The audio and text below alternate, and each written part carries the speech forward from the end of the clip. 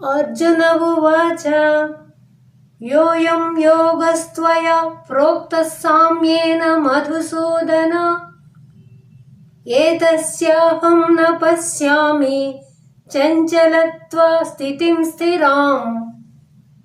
అర్జునుడు ఈ విధంగా ప్రశ్నించెను, ఓ కృష్ణ, మనోనిశ్చలత్వముతో సిద్ధింపదగిన ఏ యోగమును మీరు ఉపదేశించుచున్నారో దాని యొక్క స్థిరమైన నిలకడను మనస్సు యొక్క చపలత్వం వల్ల నేను తెలుసుకొనలేకపోతున్నాను అని ప్రశ్నించెను.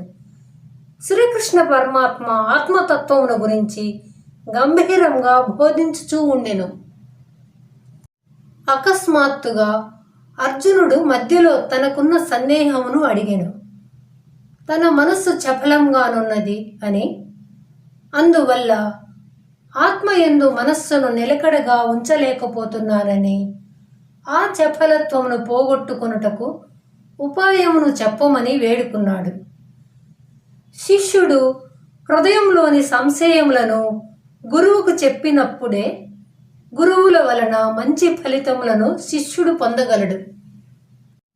ధ్యానయోగము మనస్సు యొక్క సమత్వం చేత నిశ్చలంగా ఉండటం వలననే సిద్ధించును అని స్పష్టమవుతున్నది. సూది రంధ్రంలో దారమును ఎక్కించవలనంటే మనస్సు ఏకాగ్రముగా నిశ్చలంగా ఉండవలను. అలాగే మనస్సు మోక్షద్వారములో ప్రవేశించాలంటే నిశ్చలంగా ఉండవలను.